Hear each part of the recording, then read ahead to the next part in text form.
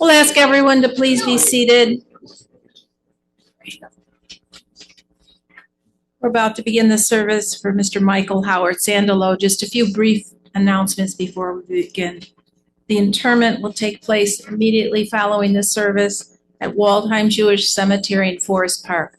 The drive to the cemetery is an approximate hour, and for those of you joining in procession, we'll make sure that your car is flagged, the magnetic flag on top of your vehicle, as well as an orange funeral safety sticker to be placed in the inside portion of your front windshield. And please keep your flashing lights, your emergency lights, while in procession, and stay as close as safety will allow to the car in front of you to avoid large gaps. The Shiva will be observed at the Sandalow residence. The address is 3534 North Lakeshore Drive, Unit 8C in Chicago. With all this information is listed in the service folder you received, and for those of you that are viewing remotely, that information is on the Chicago Jewish Funerals website as well. The Shiva will be Friday from 1 to 3 p.m. with Mincha at 3 p.m.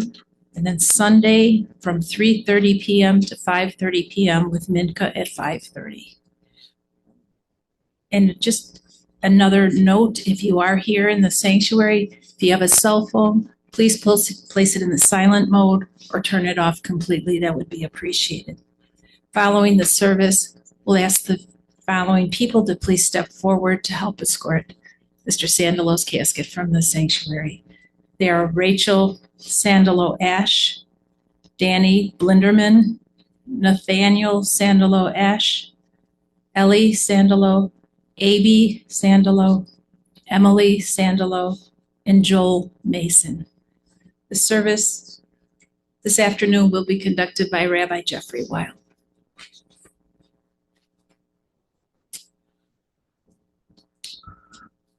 Kriya means tearing, and the mourners, the halakhic mourners, are wearing the Kriya ribbons now. You'll just in just a moment you'll rise and you'll recite the blessing for Kriya. It acknowledges God as the Dayan Ha'emet, the blessing does. Dayan Ha'emet, the judge of truth. The idea that, you know, even during your most challenging times in this life, we acknowledge God's justice and truth, even though life might really challenge that notion. And so I ask you this time, all the mourners, those who are wearing the ribbons, to rise, if it's comfortable for you to rise. And I'll lead you in that. Well, we'll say that blessing together.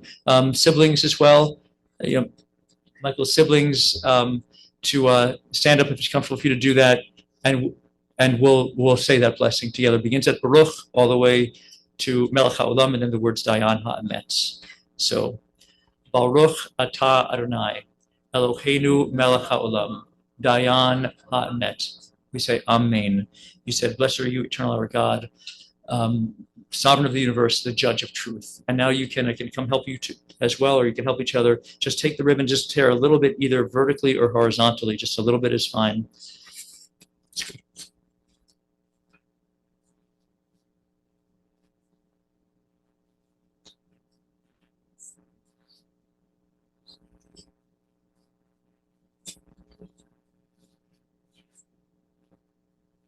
You may be seated.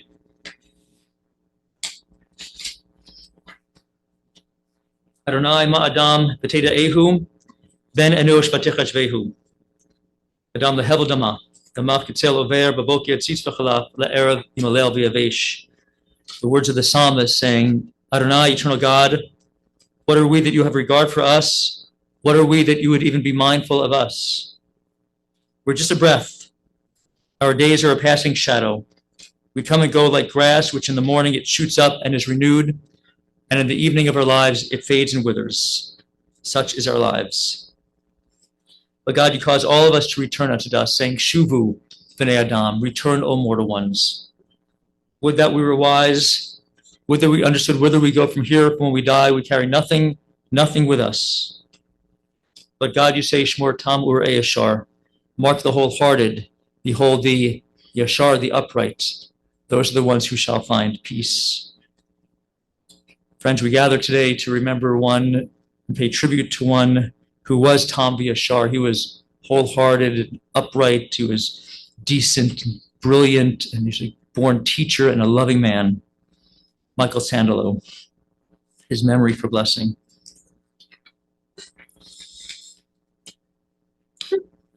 The words of the 23rd Psalm we'll recite together in English in just a moment. It is in our handouts. I'll recite it in Hebrew. Adonai ro'i lo aksar. Binodesha yarbitzeni amei minuchot nahaleni nafshi yeshovet. Yancheni v'magle tzedek l'man shmo. Danki elech b'geit samavet lo irara ki ata imadi. Shivtecha mishantecha hema nachamuni. Taroch v'nai shulchan neged sorai. Dishanta b'shem roshi kosi raya.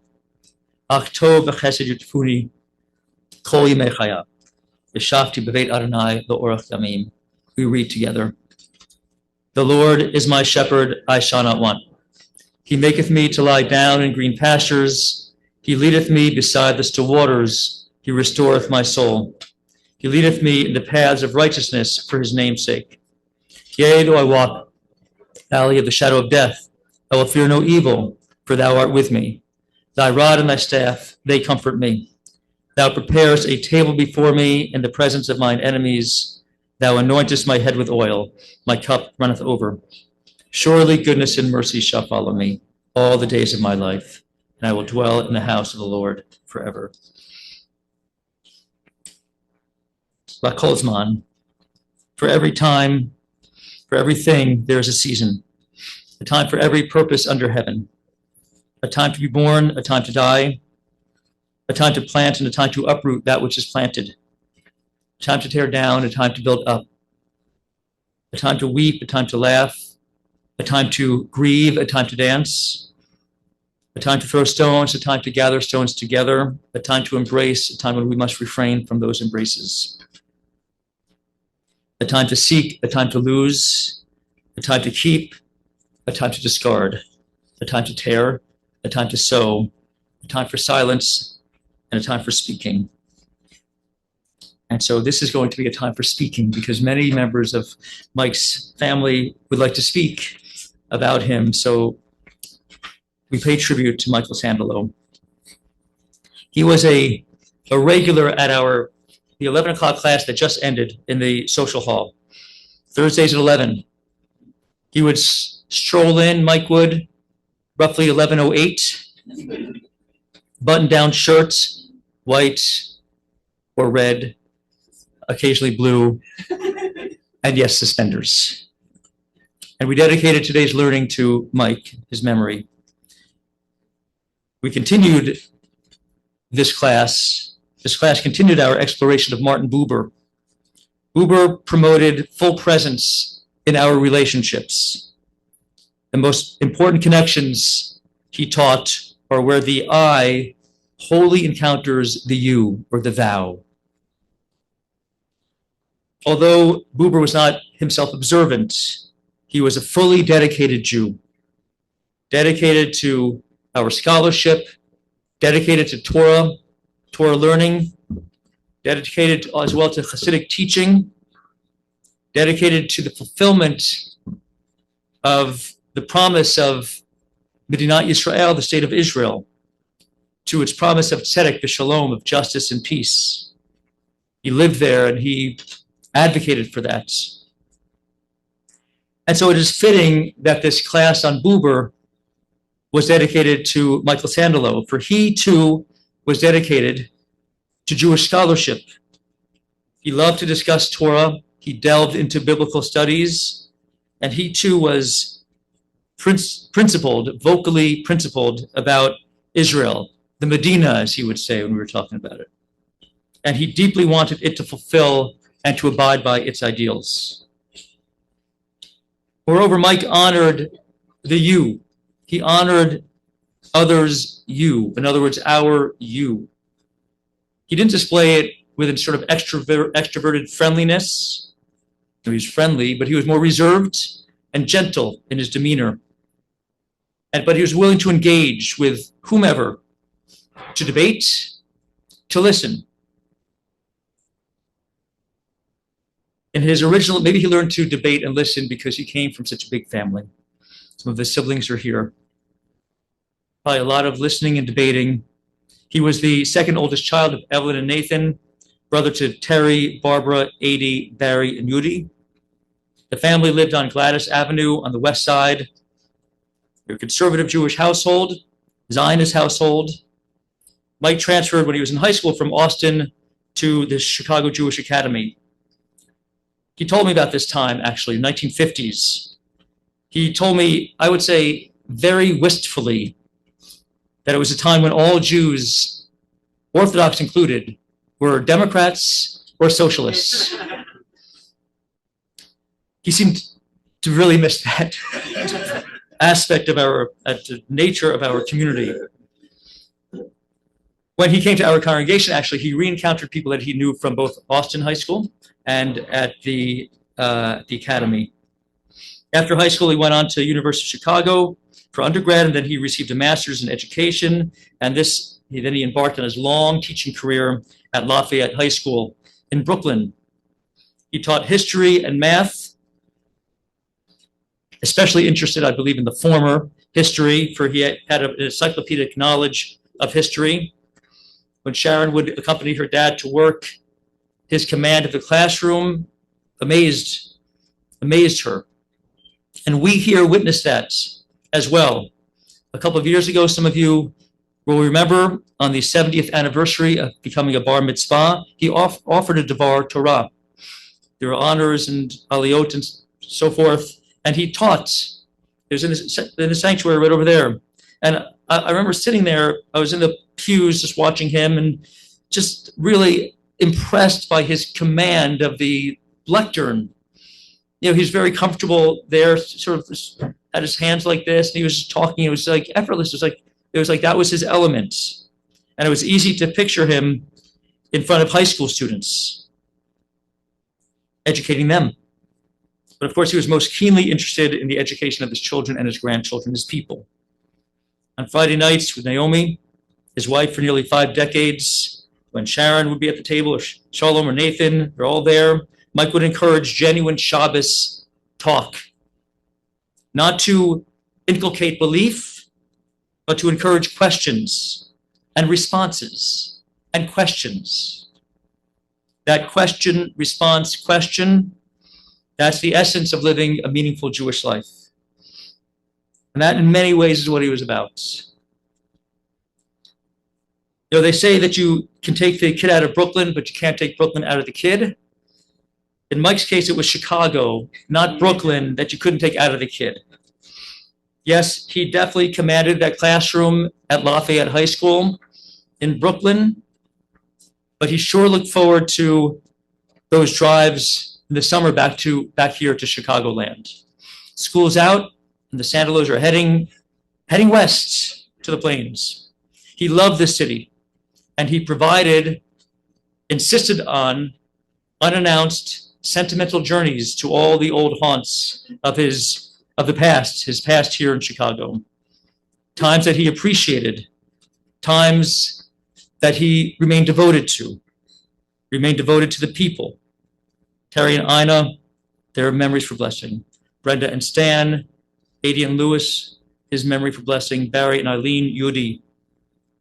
He was also beloved by Joel and Emily and Irene, beloved by Yitzi, his memory for blessing.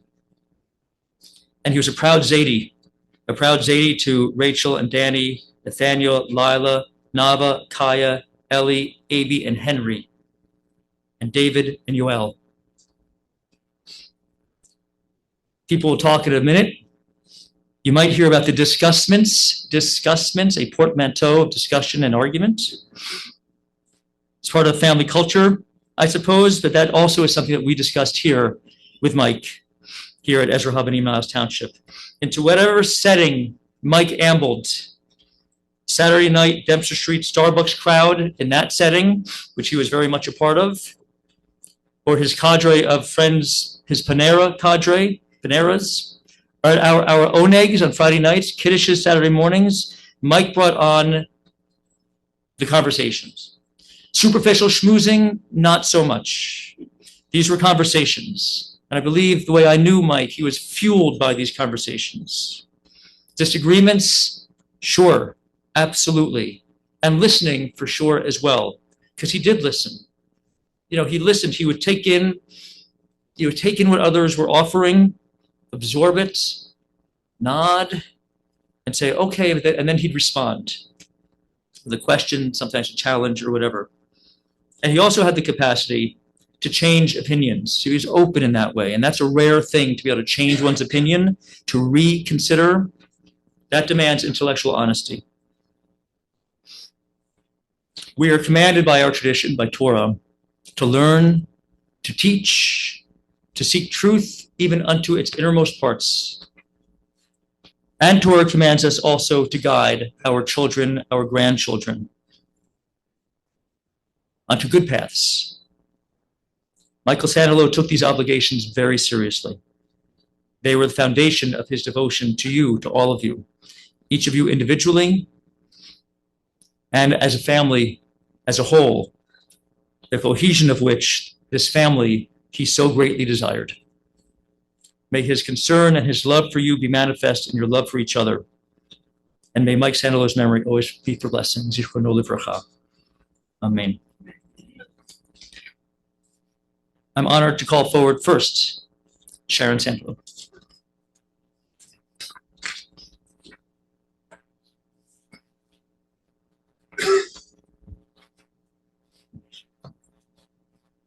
Thank you, Rabbi, for those beautiful, beautiful words. Okay. Hi, everybody. Sorry, I just have to pull up some stuff.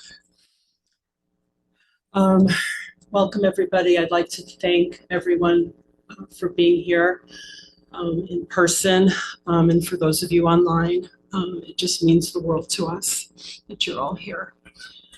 Sorry. Family was everything to my dad. 5.5 years ago, we celebrated my dad's 80th birthday, and I put together a book for him as a present. This is the book. I know this will be at the Shiva. It includes many pictures of him and his family through the years. Also, I asked every family member to write something about my dad. 35 people contributed to this, ranging from Terry, his eldest brother, who was in his mid-80s, to Lila and Henry, his youngest grandkids at the time, who were just toddlers. It meant the world to him to read these heartfelt and humorous stories and anecdotes. I'm so grateful that my dad was able to appreciate this in his lifetime. And I'd like to share with you my words that I wrote back for him then. Thank you.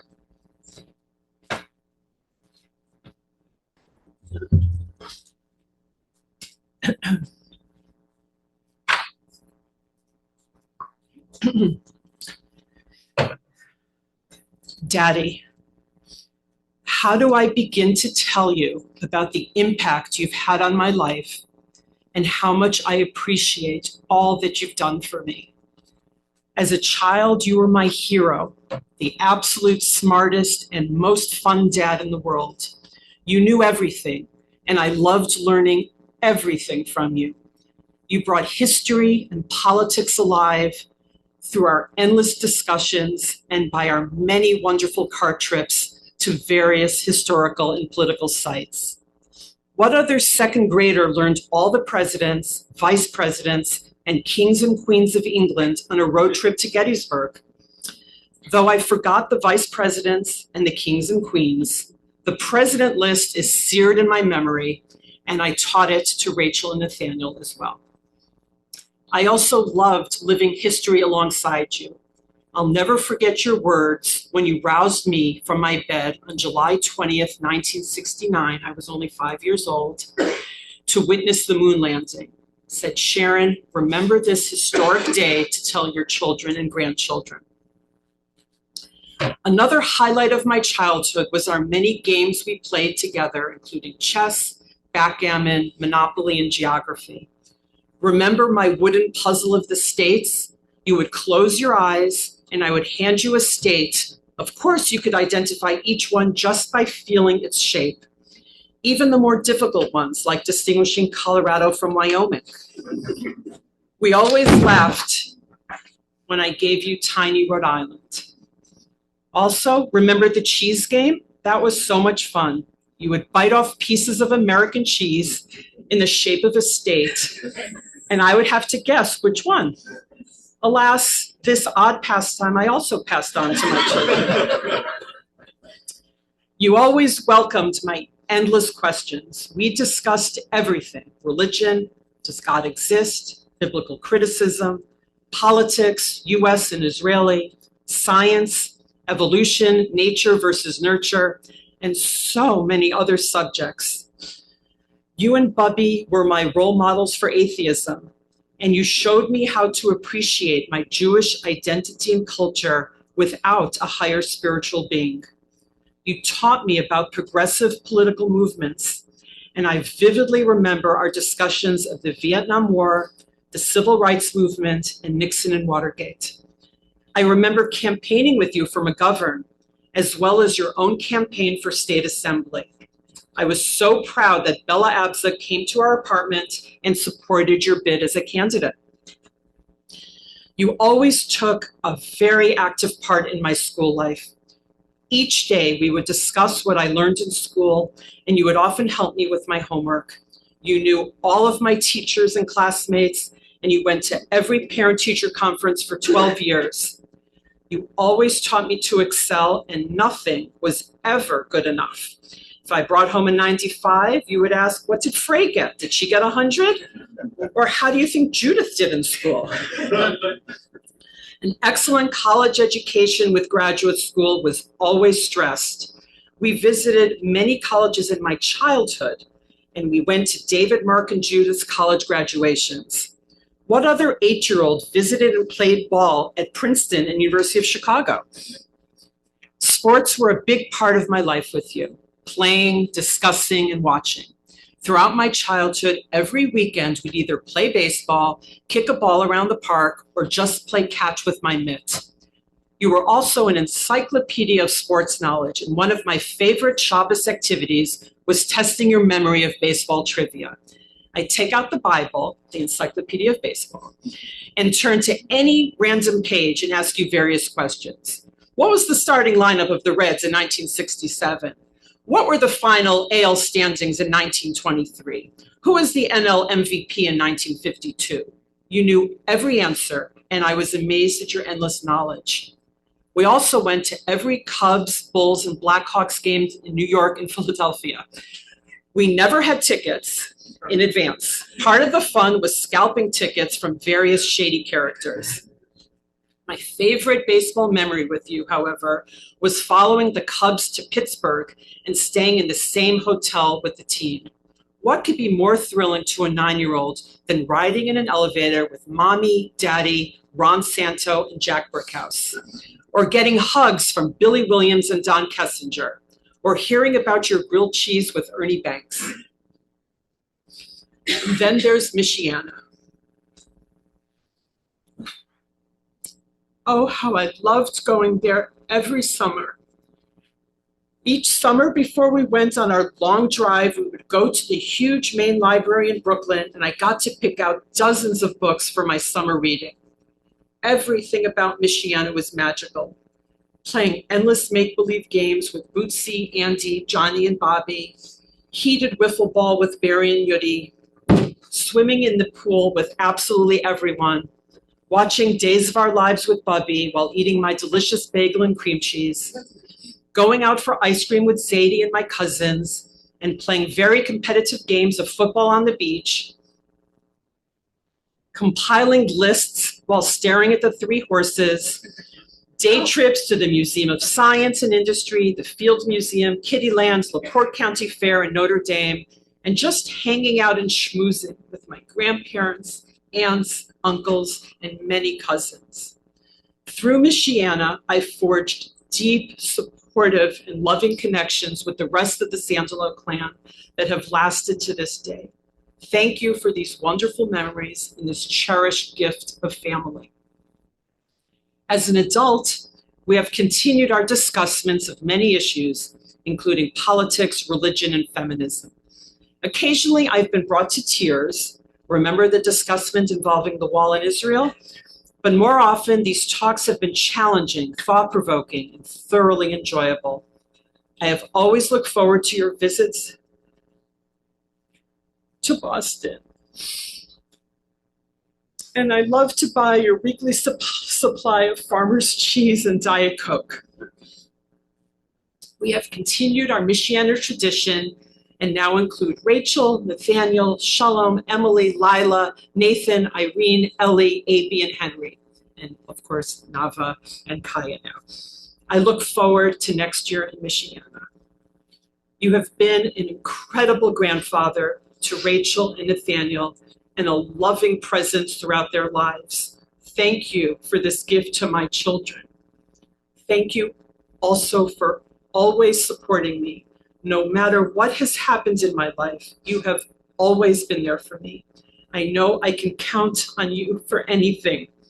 I feel so fortunate to have you as a father. Thank you for modeling the importance of family and learning. I love you, Daddy. Wishing you many more years of health, joy, learning, and love. Love, Sharon. Thank you.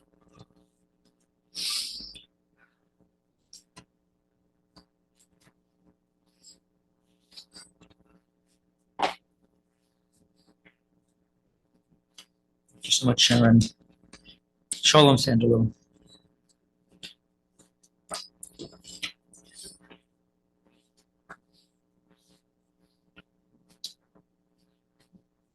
Thanks everyone for coming. This is going to be more like a kind of just a stream of consciousness, not that coherent, but just some thoughts about my dad and who he was to me, what he meant to me, and some funny stories that maybe not everyone in here knows. So, I mean, the first thing is that he was, to me, he was an extremely devoted parent to all of his children, and that, you know, that's the most important thing, the thing that I remember most about him. You know, I can't imagine that teaching high school was like the best paying job, you know, public school, and so he taught public school, and also he taught at a ultra-Orthodox yeshiva for some years to earn extra money so that I and my brother and siblings could have the best childhood, and he was very generous. You know, I never felt like I could, if I wanted something, you know, we would go on trips, we would go wherever, and never felt like money was an issue. He would, and I know, looking back on it, how hard it must have been. You know, he would buy me the latest Nintendo video game, or, you know, we would go on lots of road trips. We went, you know, to Florida. We went on a road trip up and back to California, and you know, he would spare no expense. We would also we would go to hockey games at Madison Square Garden to see the Rangers play the Blackhawks, and we would go see when Michael Jordan and the Bulls came to play the Knicks. We would go see, and you know, sometimes we'd go out to Long Island to the Nassau Coliseum to see the Islanders. And up until recently, I thought that the way that you get tickets to a game was by like standing at the corner of the stadium and scalping. That was just how you did it. He was extremely like, he cared deeply about his kids' education and academics, and he was very involved in my academics and my education, and getting me into the right schools and making sure that I'm doing the best that I could. But I also knew that no matter like how well, or you know, how well I did in school, it didn't ultimately matter. He would always love me and be devoted to me, and I knew that from the bottom of my heart. he was kind of like fearless in a way that I am not, which I more I think about it, I admire. So like when we would drive, we would go on a lot of road trips, and every summer we would drive to Chicago and back. And whenever we were near like a baseball stadium or a football stadium, we would like go there and we would like sneak in. And this was before September 11th, so things were like the security wasn't as tight, but we would like walk. I remember vividly, like we would walk around the stadium to try and find like an open like gate or door. And we would often get in, and I would sometimes be like the more nervous one and like, let's not do it, we're going to get in trouble, but he'd like push for it. And there were some really great memories. Like I remember do you remember this? We ran on on Soldiers Field. We ran, like we were there. We ran the bases at the Cleveland Browns Stadium. Later on, when I was already an adult, I don't know how recent this was, we snuck into Fenway Park. Were you there? And I was there, and we snuck into Fenway Park, and we were just walking the stadium. And he actually, I guess Fenway Park is not the most modern stadium, and so the stairs were uneven, and he actually tripped and fell and bumped his head. Yeah, and he had to go to they had to give him first aid. So there were like people it was like off season, and they had to give him stitches and then kick us out. So.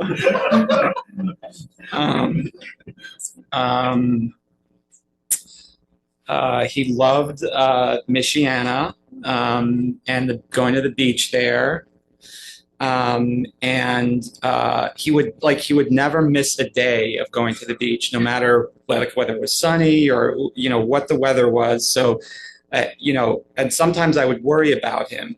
I would worry about him a lot, actually. But yes, I was, we would be sitting in the living room at the Michiana house watching TV, and there would be like a thunderstorm. It would be about to be a thunderstorm. Like you could see the cloud, like dark clouds. And then he'd come up from the, with his bathing suit and towel, and he'd say, okay, who's coming to the beach? And like, there would be like fights about it. Like, I'd be like, you can't go to the beach now. It's about to lighten. But he would go.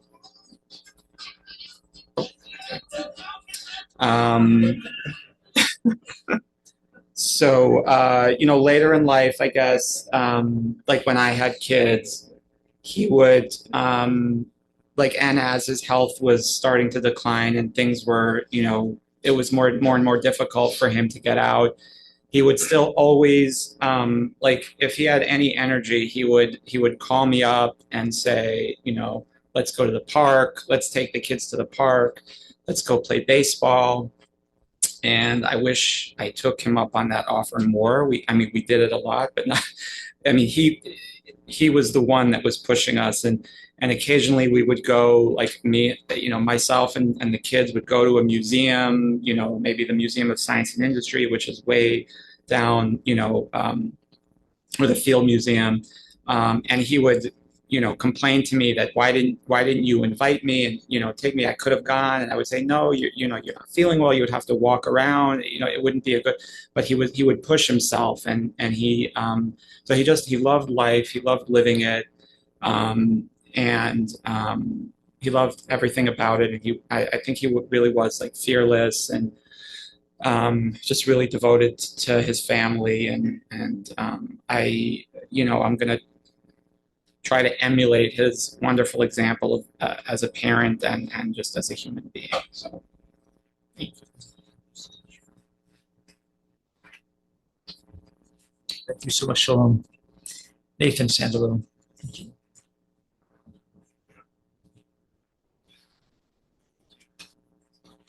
Yeah, the more I think about it, the more I am surprised that he didn't die drowning in Lake Michigan. Thank you again, everyone, for coming. It was only about a week ago that the doctor came into his ICU room and was trying to assess his mental status and asked, do you know where you are? Do you know what year it is? My dad was not feeling well. I was just shrugged his shoulders and kind of shooed the doctor away. And I told the doctor, that's not how you test my father's intelligence. So I turned to my dad and I said, I had been reading, because I've been reading about Japan.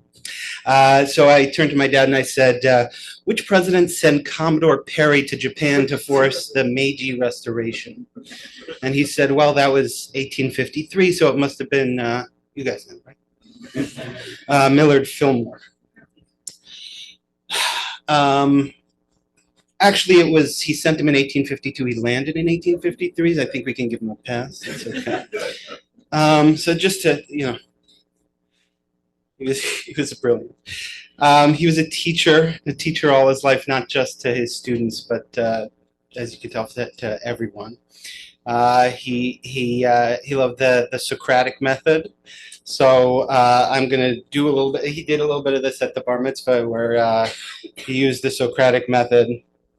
So I'm going to put a question out there, especially for the children, but not a lot of children here. But so what's the purpose of education? Why do we learn? Any takers? What's the purpose of education? Lila, I saw you raise your hand a little bit. Henry? Okay, that's a good one, right? So learn how to get a job. Do you have any other takers? Maybe you say to be a good citizen or something like that. Ellie? It's fun. Okay, it sounds like you knew zaide. All right, so all excellent answers. For my dad, I think the answer would be, my dad was an apikoros. So some of you might be surprised. Some of you might not know what that word is. That's okay. We'll talk about it. But for those of you who do know the word, I fear that some of you might not really understand this. So apikoros means someone who rejects all of Judaism, essentially, or the essentials of Judaism. But I think that's a misunderstanding of the word apikoros comes from it's a derivation of the Greek philosopher Epicurus, who the core of his philosophy was that the purpose of life is pleasure. And so that was misunderstood by the philosophers and people of his time. They all thought that he was out there partying, drinking, eating, and just, having the carnal pleasures of life. But that was a misunderstanding of Epicurus, and it's a misunderstanding of my father. The word Epicurus applies to him in a few ways, but in this way, specifically, Epicurus understood that the real deepest pleasure, all these other pleasures, will bring pain. You drink too much, you're going to have a hangover. You eat too much, you're going to get vomit. Party all night, and the next day is going to suck. But there's two pleasures that Epicurus wanted to highlight, and that really my father, exemplified, which was one, education, learning, and two was friends, community.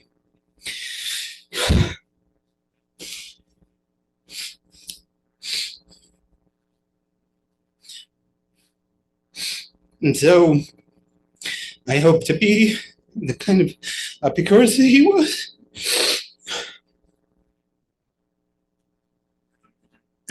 Thank you.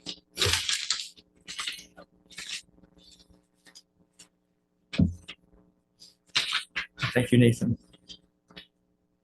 Please to call forward Irene, daughter-in-law, and Henry, grandson. Just Irene.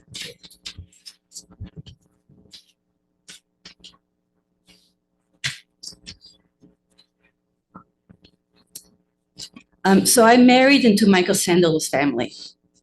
And so when I say that I'm married into Michael Sandalow's family, it's because when I married Nathan, actually when I started dating Nathan, I wasn't just in a relationship with Nathan.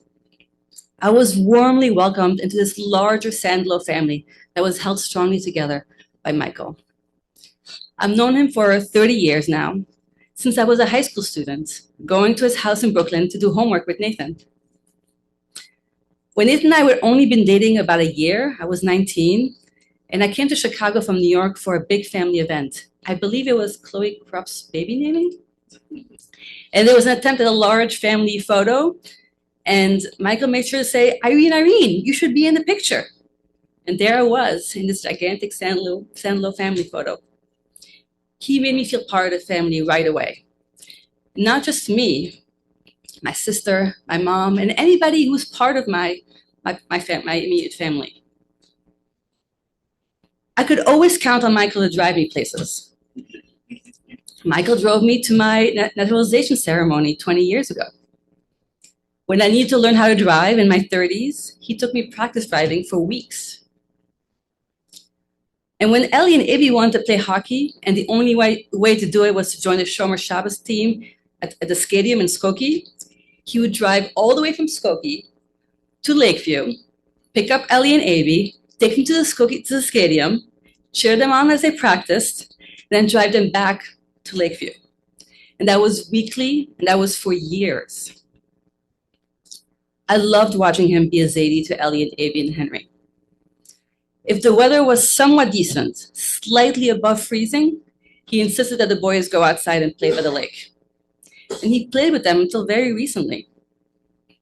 He took them to baseball, football, basketball, and hockey games. He would often call us at random times and saying, I'm buying tickets to this hockey game. Who's coming? So we live steps from Wrigley Field. And I just don't know what it's going to be like to be by Wrigley Field without zaide around. What is baseball season without zaide? And what is Pesach without zaide? Pesach was his holiday. It brought out all his favorite things in life. His love of Torah, Jewish history, storytelling, inviting children and adults to ask questions, and provoking big conversations that would go on for hours and hours. How are we going to do Pesach without him? He loved the Torah. He loved the Torah so much that he invited us to celebrate his second bar mitzvah right here in this building a couple of years ago, 70 years after his first bar mitzvah. He also loved Torah study. He introduced me to a whole new way of thinking about the Torah. It was a bit different. It was a bit shocking for me, coming from more traditional Jewish educational backgrounds, but it was fascinating. And I learned so much discussing Torah with him. Michael had very simple pleasures: a Diet Coke, some farmer cheese, hard-boiled eggs, and his family around the table. That's all he wanted. So even though this is a gigantic loss, a massive loss for all of us, and that's really, really hard, we can feel his presence in his legacy. Because what he hoped for us is so good for us. He says, show up for family, stay intellectually curious, protect democracy, and stay engaged in our Jewish tradition. That's really good stuff. And I want to live up to that. So I'm married into Michael Sandalow's family, and my life has been better because of it. I'm grateful. His memory is a blessing.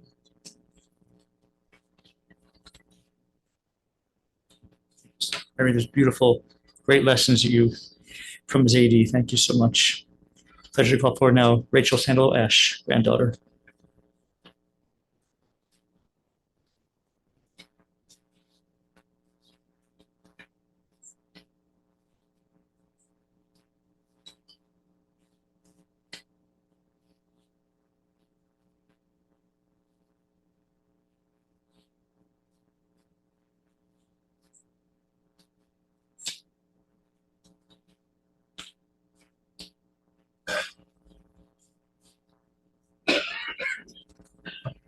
Hi, everyone.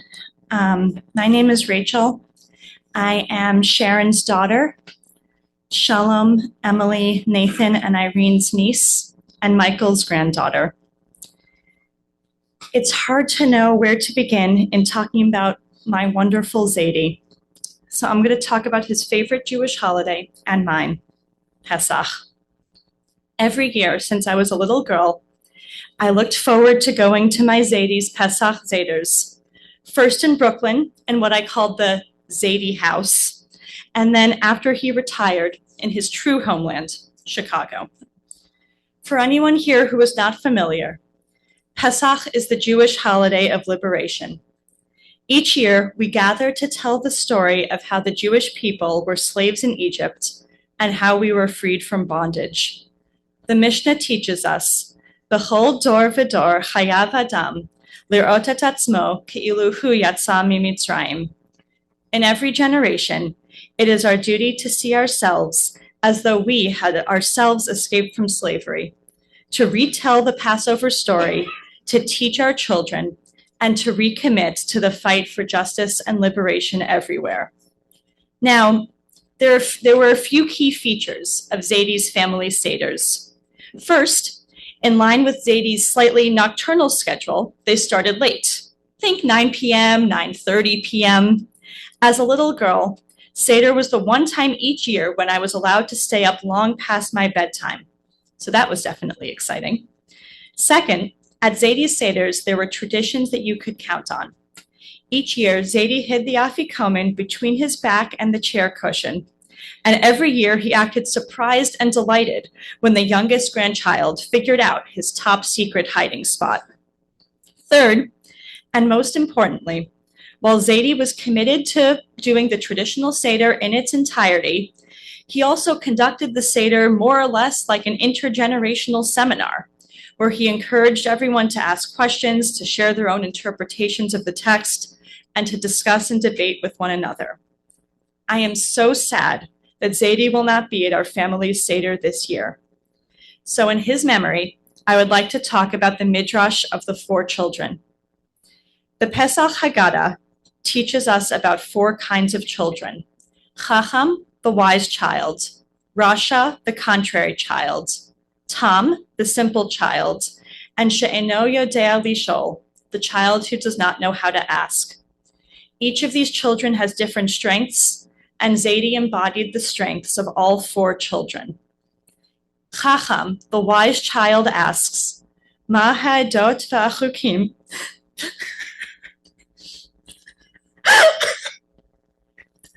v'hamishpatim asher tziva Adonai Eloheinu etchem. In other words, the wise child asks for a full and comprehensive account of all of the rules and practices of the Passover Seder. He wants to know everything, to understand the world in detail. And by this metric, Zaide was certainly wise. He seemed to already know everything about everything.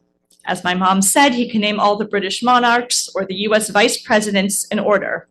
He had memorized the entire grid of the streets of Chicago and its suburbs. He understood the complex mathematical calculations of the Jewish lunar calendar going back for hundreds and thousands of years. He knew our entire family history going back generations to the old country. And even when he was sick in the hospital, I let him know that the weekly parsha was Mishpatim, and he proceeded to tell me everything about what happened in Mishpatim. But Zaide was not satisfied with what he already knew. He was always learning new things, reading the latest scholarship, going to lectures, and engaging with various intellectual debates. These past few years, through all of his reading and study, he developed a comprehensive account of how several different biblical authors, known as J, E, P, and D, had unique understandings of the origins of the Jewish people and how these different authors' perspectives reflected the complex politics of the ancient world between the 10th and 5th centuries BCE. Zaide was also deeply curious. He always asked questions of his family, friends, and strangers that he happened to meet. Often on a trip to visit my family in Boston, he would return from the bookstore, the park, or the coffee shop and announce that he had had a very interesting conversation with a physicist, or a Turkish grad student, or somebody who was descended from the ancient Samaritans. And he would proceed to tell us everything that he had learned. Zaide also learned and truly wanted the perspectives of his children and grandchildren, how we thought about various world issues, what we had read, what we were learning in school. 5 years ago, during the pandemic, my mom organized a celebration of Zaide's 80th birthday, where each of his loved ones wrote him a letter. I wrote then about how much I appreciated that Zaide had always taken me seriously, even at a very young age. But that wasn't just about me. That's how Zaide treated everyone. He was the kind of teacher who learned from all of his students. In the Pirkei Avot, Ben Zoma said, "Who is wise? He who learns from all people." And so by this logic, Zaidi was the wisest person I know. Turning next to the Rasha, the contrary child. This child asks, "Ma havodah hazot lachem?" What does this service, this work, this ritual mean to you? The contrary child asks not just about the what, but about the why. This child challenges convention and does not accept received wisdom, and he calls on the people around him to question their assumptions as well. And Zaidi embodied this spirit. For instance, even as he committed himself at a young age to living in accordance with halacha or Jewish law, he challenged Orthodox understandings of God or the existence of God at all. Zaidi loved discussions or arguments so much that, as you heard before, our family coined a portmanteau for one of his favorite kinds of discourse, the discussment. Zaidi would playfully challenge his friends and family, often taking devil's advocate positions to see how we would react or to generate some interesting conversations to challenge and push our thinking. I will miss these discussions so very much. But Zaidi did not just challenge others, he also challenged himself. At first blush, Zaidi seemed to be very much a creature of habit. For the 32 years that I knew him, Zaidi wore the same shoes, drove the same car, and ate 2 fried eggs with American cheese every morning. But when it came to ideas, Zaidi was open, dexterous, and flexible. To give one example, over the past 10 to 15 years, Zaidi grappled with the contradictions between Israel's stated commitment to democracy and the on-the-ground reality of ethnic supremacy. And he questioned the ways in which Zionism and uncritical support for Israel had distorted and flattened diaspora Judaism. Like so many family members who are here today, I had the immense privilege to talk to Zaidi about all of these issues. And during this time, I saw Zaidi do something that so many people, especially older people, but young people too, struggle to do. He changed his mind. Turning next to Tam, the simple child. This child asks, "Mazot," what's this? The simple child is unpretentious, curious, and open. And while Zaidi was incredibly wise, he was never arrogant, and he never lost his love for the things in life that are simple and beautiful and universal. He loved to climb the Michiana sand dunes, and if the climbing got tough, to take a nap midway through, basking in the sun. He loved to swim with his grandkids in the pool or the lake, and to watch the sun set over Lake Michigan every summer. And he loved to take his grandkids out for ice cream. I remember when I realized as a little kid that Zaidi could not have ice cream because of his diabetes. I thought that was the saddest thing in the world. But Zaidi was so happy to make me and my brother Nathaniel happy. To Zaidi, the world was fun and fascinating and full of possibilities, and he wanted to show all of it to his kids and grandkids, even if that meant driving in the middle of the night to make it to a fascinating new state, Wisconsin.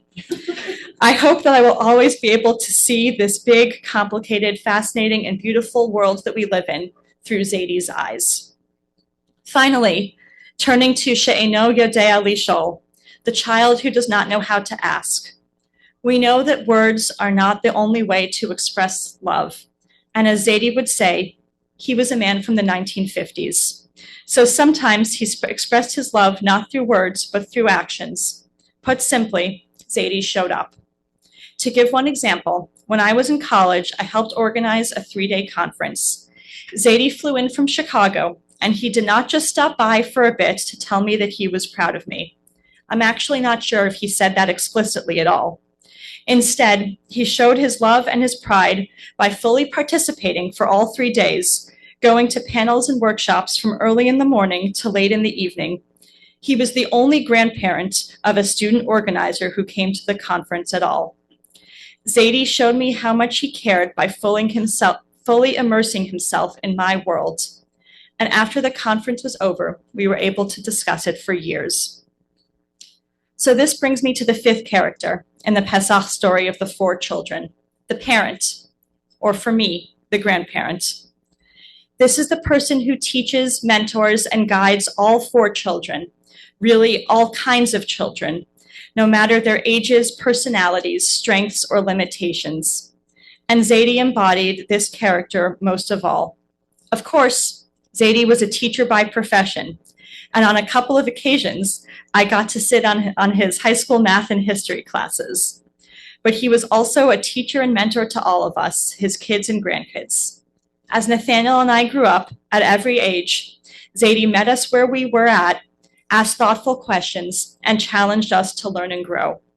Whatever we were interested in, he was interested in too. And he helped us develop these interests, reflect on our values, and become the people who we are today. 1 month ago, I started teaching at the City University of New York, where so many of zaide's high school students would have gone on to college. I was so excited to tell zaide that I had started teaching, and there is so much now that I wish I could ask him about how to teach. On the subject of zaide's teachings, 2.5 years ago, at the age of 83, zaide held his second bar mitzvah here in this shul. In his Dvar Torah, his lesson to the congregation, zaide reflected on the question of whether the world was better off in 2023 than it had been 70 years earlier in 1953. As a student and teacher of history, zaide spoke of the immense progress that he had witnessed over the course of his life. The Civil Rights Act, the Voting Rights Act, the wins of the women's movement, the fight against global poverty. But he also pointed to cycles of war and violence and the continued and often new forms of injustice that we see in our present day. In line with his usual form of pedagogy, he did not just lecture, he asked the congregation to weigh in on this question. And he concluded by talking about how now it is up to the younger generation to figure out how to heal this broken world. Zaide was, at his core, a kind and decent person. He believed in a more open, just, and equal world where all people have the right to a decent life, to be with their families and communities, to participate freely in our democratic society. It breaks my heart that zaide passed away at a time when our government is enacting unimaginable cruelties, cutting off life-saving aid to people around the world, sending children to detention centers, kidnapping people for the color of their skin or for where they were born. I wish he could have lived to see a better and more hopeful future. In a little over a month, we will all celebrate our first Pesach without zaide. It's hard for me to imagine what our Seder will be like without him. So I'm thinking now of what zaide would have wanted all of us to do in this moment, to love and cherish one another and always pick each other up from the airport, to celebrate and challenge our Jewish traditions, to keep studying and learning and teaching, and to work together to build a more just world. Zaide, I love you and I will always love you. Thank you for your wisdom, your guidance, your love, and for giving me the most amazing family. Your memory is already a blessing.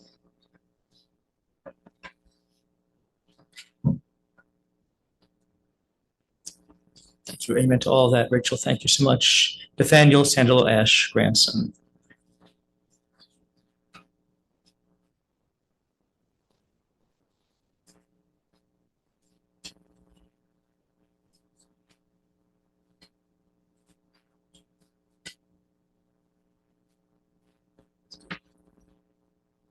It's always a little tricky to follow Rachel, huh? You've been doing it. My shtick will be a little more casual, but oops. All right. Thanks.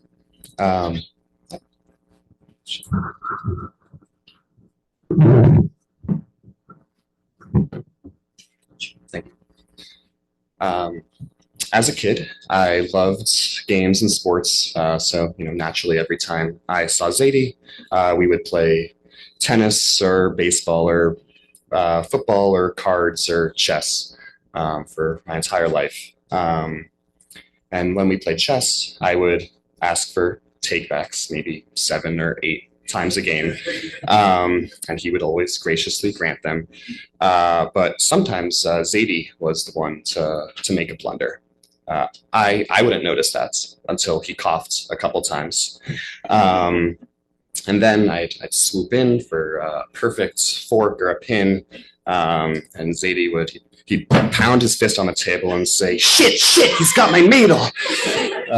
And it was just such a thrilling experience for 7-year-old me to outsmart my brilliant Zaide. And it remains a thrilling experience for 27-year-old me, to be honest. And the last time we played together, I still needed takebacks. And Zaide was just as theatrically upset when I found a way to beat him. And I think this very small slice of our relationship captures so much of what made Zaide an incredible grandfather.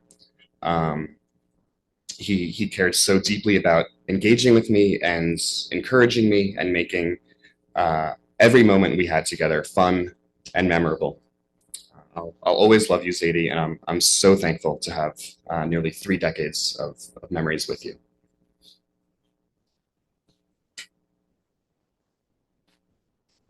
Thank you, Nathaniel. Danny Linderman, grandson-in-law.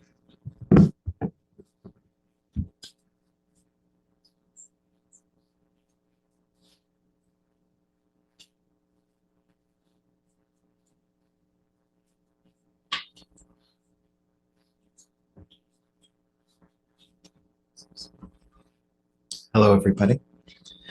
My name is Danny, and I'm Rachel's husband. And I met Michael only a few months after I met Rachel when he attended the Open Hill conference, the 3-day conference that Rachel talked about, that we helped organize in October of 2014. And as time passed, I would come to understand how much that moment encapsulated some of the qualities that made Michael so incredibly special. His love for his family, his curiosity about the world and other people, and his love of teaching and learning. Michael combined the wisdom that comes with age with the curiosity that we often associate with youth. In some ways, he was an odd fit at the Open Hill conference, an older gentleman in black suspenders and a plain dress shirt, amidst a sea of left-wing students chattering about anti-colonialism and intersectionality. But in reality, he was completely at home. And that's because Michael had a bottomless curiosity about people, ideas, and the world. He was in his element talking to a friend of ours who planned to become a rabbi. And of course, he loved attending the breakout sessions and the focus on learning and free expression. His curiosity formed a bridge across age and experience and nourished his empathy and creativity. A great example of this is from when Rachel and I decided to get married. Amidst the many warm congratulatory calls was Michael. He got on the phone and he asked me, "Are you gonna take care of my granddaughter?" But he couldn't quite get through the sentence without a chuckle because he knew that his granddaughter didn't need anyone to take care of her and indeed did not want that. And that was what made Michael special. He was the product of these two aspects of himself: tradition, ritual, received knowledge on the one hand, and a keen understanding of change and difference on the other. These two aspects of his character ensured that even as he aged, his mind and his soul remained open and dynamic. The Open Hill conference was not an aberration. Michael always showed up, as so many people have said, to support the people he loved. He was always there for us. In 2024, the Labor Notes Conference, a conference for left-wing union members, and twice over, was held in Chicago. And Rachel was presenting on a panel, and Michael asked me to help sneak him into the conference. He wasn't registered, so he could see Rachel talk about the relationship between law and the labor movement. And he didn't just sit in the back, he participated in the role play exercise Rachel organized to teach people how to more effectively organize while asking probing questions of the people he had just met at his table based on his 40-odd years of experience as a union member with the United Federation of Teachers. Since 2022, I have attended a political science conference, I'm an academic, in Chicago every year, and Michael always came to the panels where I presented my work. He never asked me if he could come, mind you. It was always assumed. So, new, when is your presentation? And he really cared. Academic work can be obscure, but Michael had the broad and deep knowledge to engage with everything and enough love to make me feel the work I was doing was relevant, even important. I felt like I gained a grandparent in my 30s, which is just an indescribable gift. And I will treasure forever the memory of him at my 2025 panel just 10 months ago, kindly arguing with my advisor, a fairly credentialed scholar, about Reconstruction and American politics after the panel was over. I was always in awe of Michael's tremendous memory. What made him an object of wonder and awe for me was his ability to relay and channel his experiences and memories of his life and the world he inhabited, of Jewish learning and tradition, of J, P, E, and D, of the story he told of when he was just a small child and seeing ancient Civil War veterans in a Memorial Day parade in Chicago, of a time when, as was said, a third of his students in his Jewish day school identified as socialists, the rest being Democrats. He was a portal to another era who transmitted past worlds by relaying memory. He helped me and so many other people in his family and the world feel more connected to our history and tradition. He was our teacher, our Rav. And I want to close with a bit of Jewish folklore that is close to my heart. One of the last times I spoke at length in person with my own grandfather, my mother's father, we discussed the Baal Shem Tov. There's a story about the Baal Shem that I think is illustrative of what Michael accomplished in his life and the legacy he leaves. It is said that when the great Rabbi Israel Baal Shem Tov saw misfortune threatening the Jews, it was his custom to go into a certain part of the forest to meditate. There he would light a fire, say a special prayer, and the miracle would be accomplished and the misfortune averted. Later, when his student, the celebrated Majid of Mezrish, had occasion for the same reason to intercede with heaven, he would go to the same place in the forest and say, Master of the universe, listen, I do not know how to light the fire, but I am still able to say the prayers. And again, the miracle would be accomplished. Down through the ages, this continued, each generation losing some of the great teacher's wisdom until finally Rabbi Israel of Ritzin could only sit in his chair, head in his hands, and say to God, I am unable to light the fire, and I do not know the prayer. I cannot even find the place in the forest. All I can do is tell the story, and that must be sufficient. And it was sufficient. Now, with all due respect to the Baal Shem Tov of blessed memory, I think we've made some progress since the age of the Gaonim and the mystics, because as I stand here before Michael's family and community, I think he's improved on the sages of old, and with his teaching given us a tremendous gift, because even as we mourn an immeasurable loss, we remember, we know. Michael, thanks to you, we do know the prayer. We do know how to set the fire, and we do know the special place in the forest. And we have the stories you told us about all of them to wrap this knowledge in love and memory and learning. So thank you, Michael. We miss you so, so much.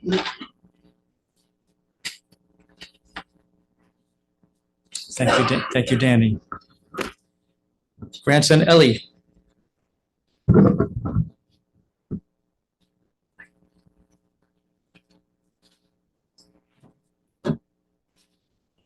I was in third grade when my dad told me that I would never make the NHL. And that should just tell you how terrible I was at hockey. You have to be extraordinarily bad at hockey for your own father to give up on you 9 years into your life. But I don't think Zaide ever got the memo, though. He drove down and back from Skokie every single week to get me to practice. Every game, I would look up at the stands, ready to score 0 goals, and put the puck into my own net. And Zaide was in the stands. He was there for me. He would take me out to Ken's Diner afterwards and tell me that I played a great game, that he was excited to see the next one. And he was really excited for the next one, and I could feel it. When I made the switch to tennis, which I was also terrible at, he was there waiting by the courts, genuinely happy to stand and watch me play.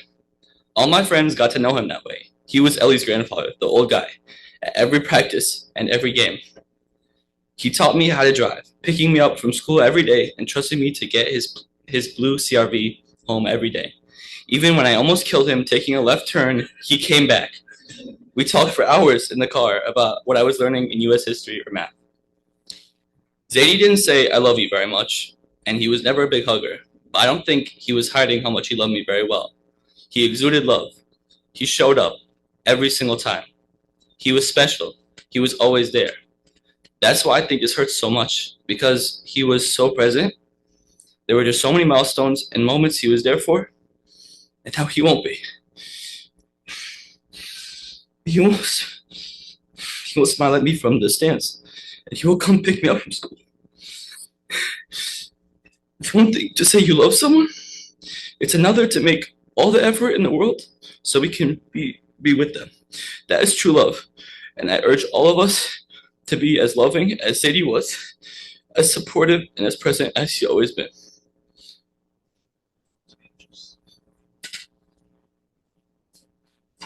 Just beautiful remarks. Thank you.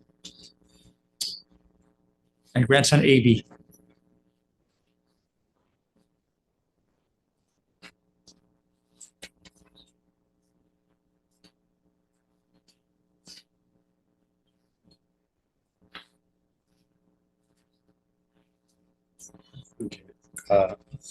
Hello, everyone. Before I start, I want to preface how beautiful it is that people came from near and far to remember the great memory of Michael Sandalow, or as I call him, Zaide. No matter what, we all have something in common. We're hurting. It's just a testament to how amazing Zaide is. One thing I personally love about Zaide is interest in Judaism, but not in the conventional sense. While many think of Torah as a rule book or a form of comfort, he saw it as something to discover. He would talk for hours on end with us about how he thought that there were four ways of the Torah, J, E, P, and D. Or another thing I loved was how rather than it being the Torah being one thing, it was used to unite the Canaanites and the Judeans, which is really interesting. And this all goes back to some core values they had that I strive to imitate very much. For one, is this deep intellectualism that echoes through every single person in this room, which I don't think is a coincidence. While he may no longer be alive in the trivial sense, his powerfully curious mind will not only live on in the people in this room, but it will live on forever as we pass down our hunger for knowledge, theologically, but also his love for stories. One story I love that he always tells is when he was on our yearly trip to Michiana, and he went with my dad on a dinghy boat, and there was he had a false sense of like security, and and before he knew it, he couldn't see the horizon, he couldn't see land, and then he got saved, and we actually saw the resolution with Rachel, Nathaniel, and Sharon of the person that actually saved him, which is really cool. And I love you, Zaide, and I think he had a really good life, and I hope he rests in peace, and we all have a very meaningful mourning process. Thank you very much. Thank you, AB. Call forward now Michael's nephew, John Shapiro, speaking on behalf of his mother, Adi Shapiro, Michael's sister.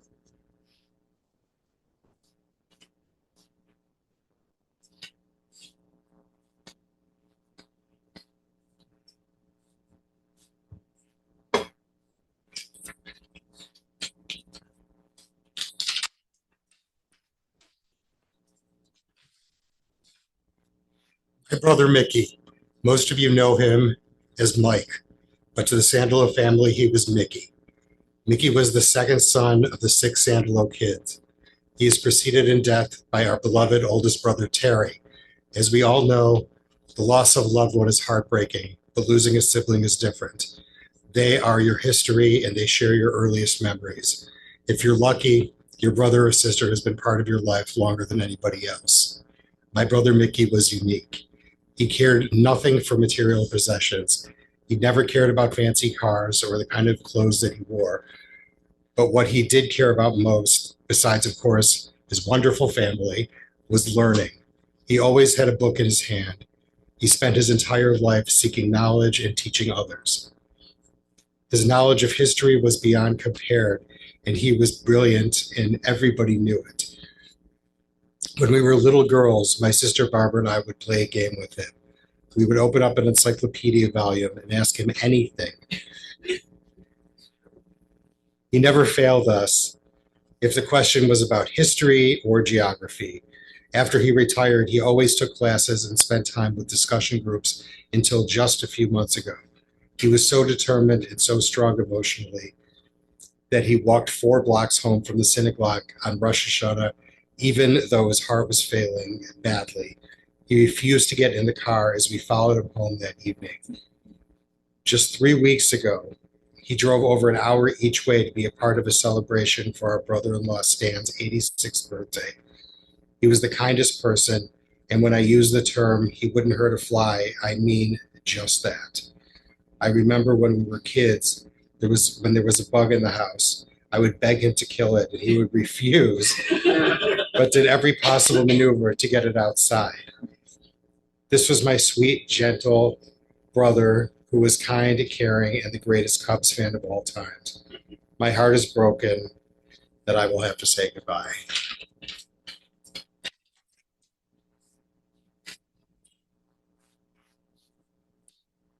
Thank you, John, and thank you, Edie. And on behalf of his mother, Barbara, Andrew Krupp, Michael's nephew.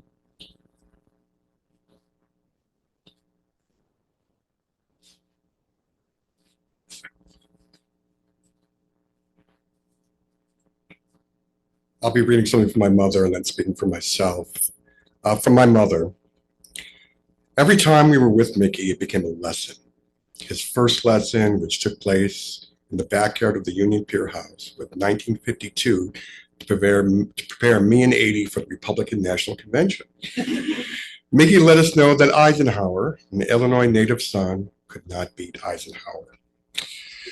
Stevenson, Illinois native, could not beat Eisenhower. The lessons continued over the years. We learned about politics, history, geography, you name it. He taught us about that. The lessons didn't really matter, though.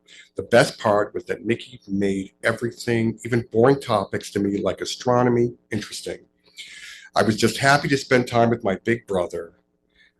He believed in me when very few others did. And for that, I'm forever grateful. May his memory be a blessing. I had a long speech prepared. I wouldn't say long, but I had some words prepared. My feelings about Mickey. I spent a lot of time with him, especially over the last 25 years. We worked together. He knew all my secrets. He even knew my PIN code. I don't think my wife even knows that. He knew all my passwords. And we would spend a lot of time talking on the phone. There, like, ostensibly would be about business, and then invariably it would switch to the Cubs and Judaism and history, all sorts of things. And he would tell stories, and I wanted to share 2 quick stories that really personify who Mickey was, and his stories that he told. So when he was a kid, he was in Miami Beach. And even as a kid, he stood up for the injustice of the world. He got on the Collins Avenue bus, and he saw the colored section of the bus. And Mickey took a stand before Rosa Parks and sat in the colored section so people knew. He said there wasn't much of an outcry because it was Miami Beach, but he took a stand that day. The other story that he told often is Mickey, for various reasons, would somehow magically park in the dean of the University of Chicago's parking spot. You know, he would, it was much more convenient for him, as you could imagine. And eventually the amount of time that he parked in the spot caught up to him and he got arrested. So the police came, threw him in jail, and he had to call his father. And so back in the 50s, his father, our zaide, did what all good fathers did in the 50s, called his lawyer to bribe the local policeman. So Mickey always talked about, he said, the happiness and disgust he felt at the same moment when the police sergeant came to him in his cell and said, and he acted out. Every time he told the story, he would actually say, the sergeant came and said, "Mr. Sandalow, we are so sorry for the inconvenience. Please, welcome." And yeah, he loved that story. And we had so many wonderful conversations over the years. And our conversations would always end the same way. He'd say, "Okay, we got to talk a little bit business now." And I would say, "Okay, we got to do this and that." And he would say, "All right, if Marv the accountant says that's legal, we'll go ahead and do it." I loved him very much. He lived a good life. He was someone who really did it his way. He had no pretension whatsoever and really enjoyed life. And we enjoyed it very much with him.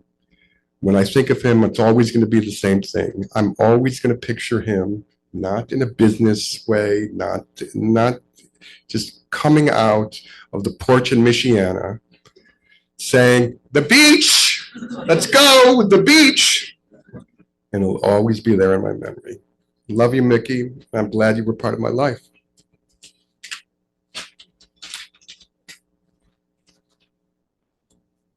Thank you to Andrew and Barbara. And now nephew David Sandalow.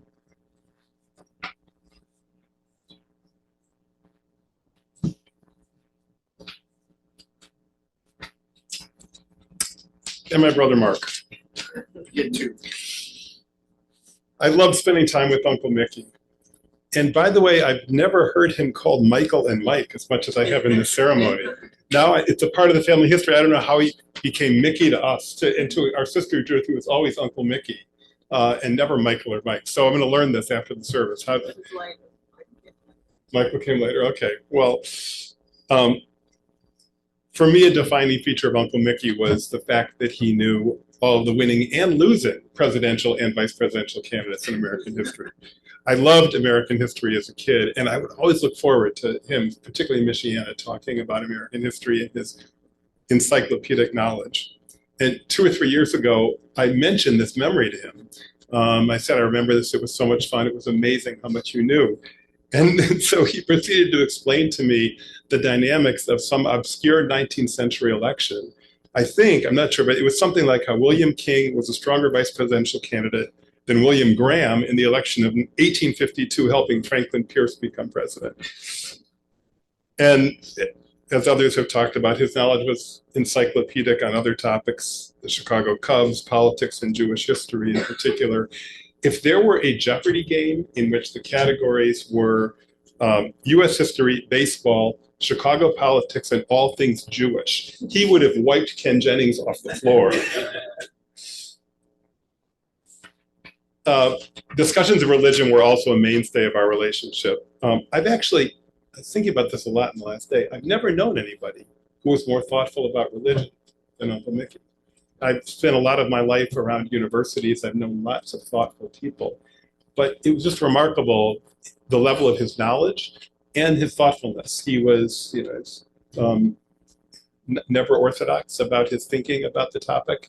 And I learned so much talking with him. I remember countless conversations. One I remember in particular was just as a kid, was discussing how you knew that you couldn't turn off a TV on Shabbos when TVs didn't exist back at the time the Bible was written. And he had thoughtful comments on this topic, and it was always wonderful talking to him. So the last time I saw him was last fall, I think November, with, yeah, well, yes, at your house. And then with Nathan's help, he came up to the upper deck at Wrigley Field and we watched the Michigan Northwestern game together. And that was for Michigan, right? Yeah. And then afterwards, Henry wanted to go play football in the park. And of course, Uncle Mickey wanted to go along and stood out there as we played football and threw the ball a few times. And then I'll never forget this. He really wanted to walk all the way back to your apartment. And he wanted to walk in the underpass under Lakeshore Drive and all the way back, which is a long ways. And it took a while for his son, the doctor, to convince him that actually, Dad, no, this is not a good idea. And finally he relented and took an Uber back. But he was, for me, that's a memory I'll always have because he was just so full of life all the way to the end. We had fantastic conversations that day, and I'll miss you a lot, Uncle Mickey. And just to add, just very briefly, I agree. When I see Michael Howard Sandalow, it's Uncle Mickey. You know, I understand that we all look at him different ways, but I mean, Uncle Mickey, a lot of game talk. The game I remember with him, so it must have been the early 70s. So I was a young teenager. We had this game in Michiana where it started out sort of like field hockey. You have two lawn chairs and you had two wiffle ball sticks and you had to get it between the chairs. That's easy.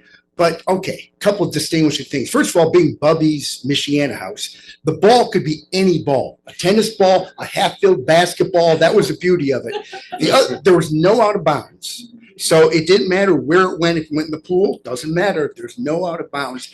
And the amazing thing is the wiffle ball bat, if you got close and you were dueling, you could say, on guard. And then you would literally, you would duel with the wiffle ball. I'm a young teenager. He's an adult. He's a teacher in Brooklyn. And this guy is dueling me playing on guard. And then when you scored, we each had our theme songs.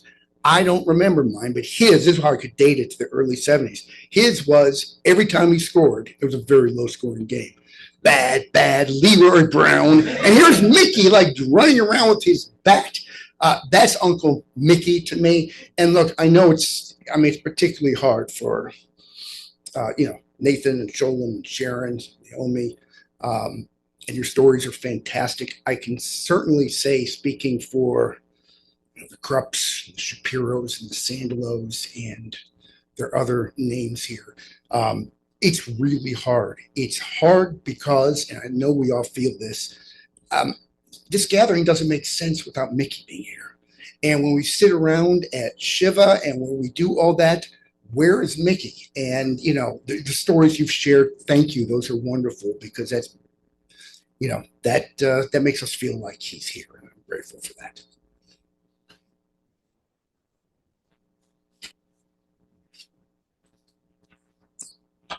Thank you, David. And Mark and nephew Brian Sandalow.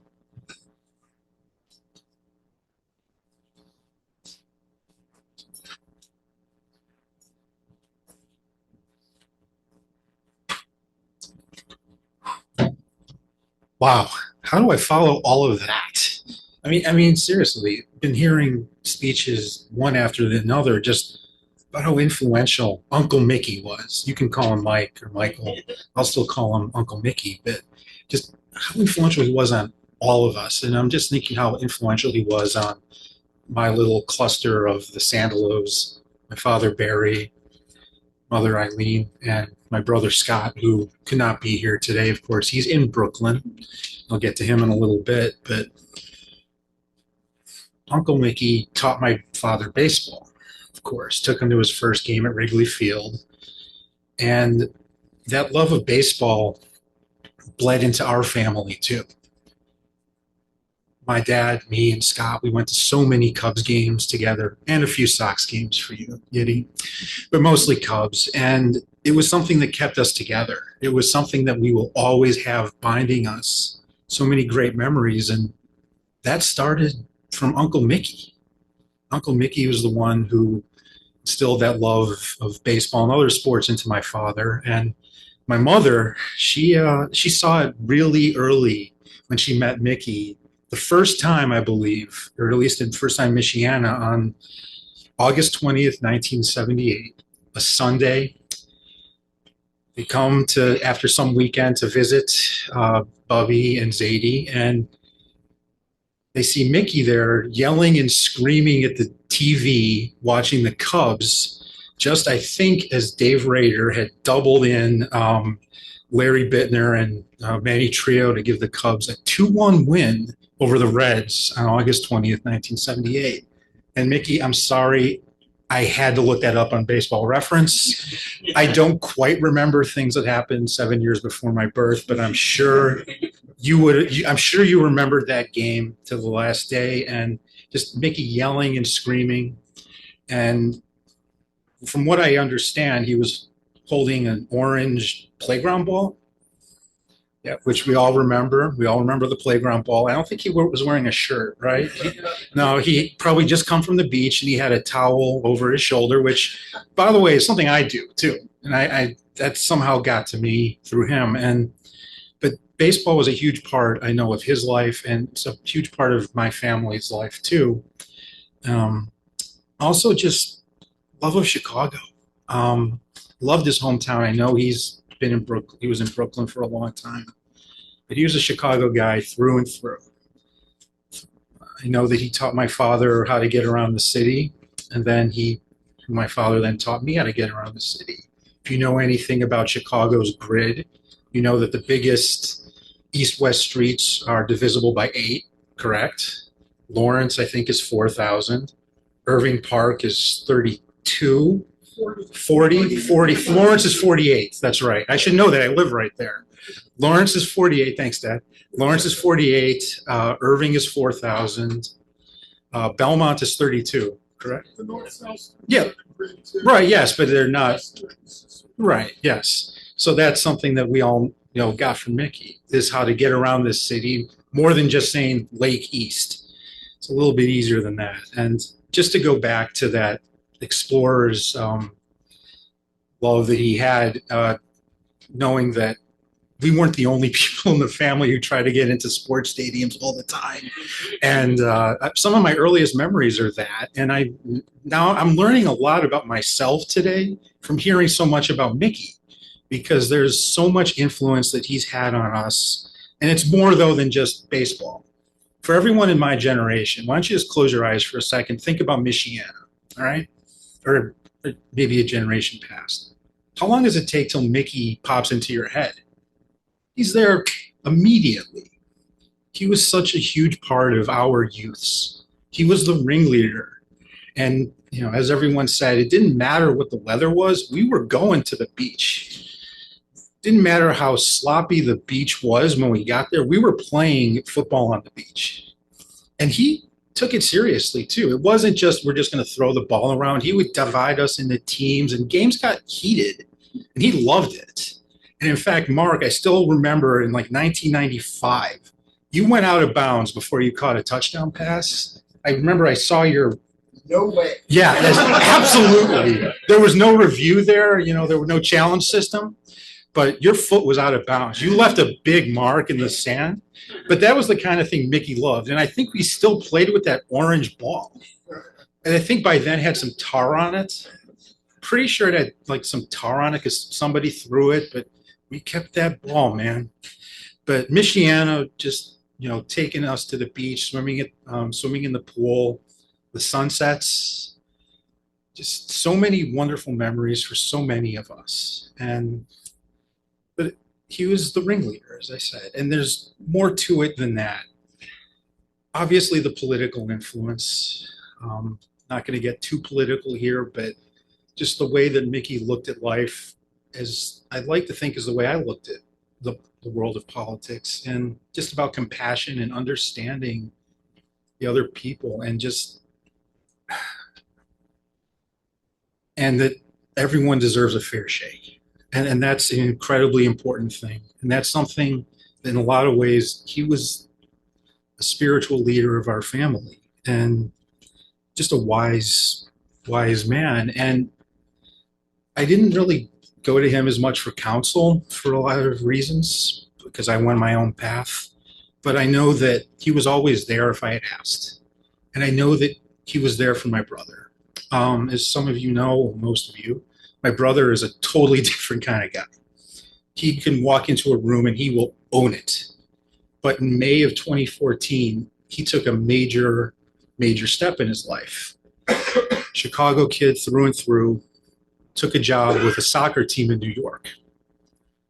So we had to move to New York. And that's a big step. Who do you think you reached out to for advice on how to navigate the big city as a Chicagoan? Uncle Mickey. Scott told me that Mickey gave him the courage to navigate New York. And if you know Scott now, and you know the life that Scott leads, Mickey really helped him because Scott has a wonderful life in New York. And Mickey was a big part of that. He taught him the city. And I'm grateful to him for that. And also a little upset because that means Scott's not coming back. Scott's going to be in New York, but I'm just really, really grateful to that Mickey was able to help my brother. And I'll close with some words of Scott's because I know that he's here in spirit. Thank you for always teaching me something new while maintaining a relentless passion to learn yourself. Your knowledge and experience influenced my move to New York, and I will not take another step in this city without thinking about you. That's a lot of influence.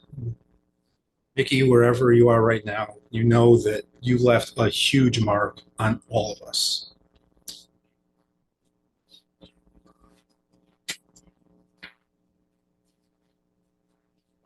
Thank you, and thank you all so much. If it's comfortable for you to rise, please do so for the alma rachamim, for the memorial prayer.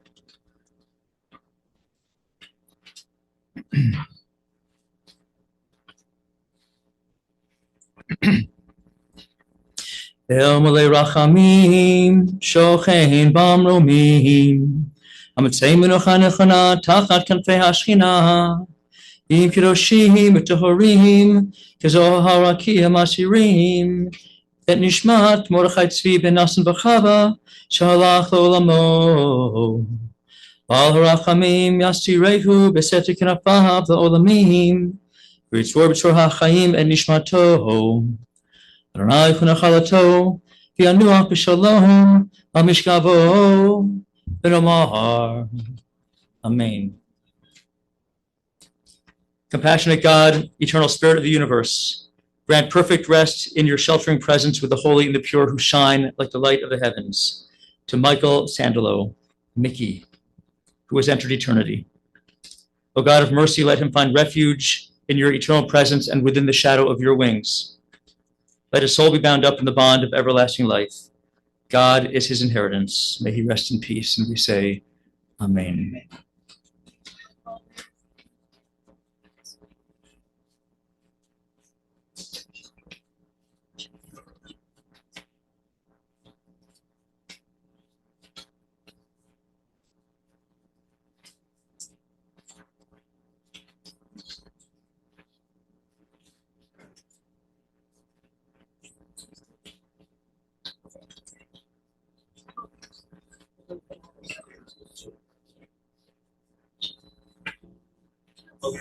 Okay.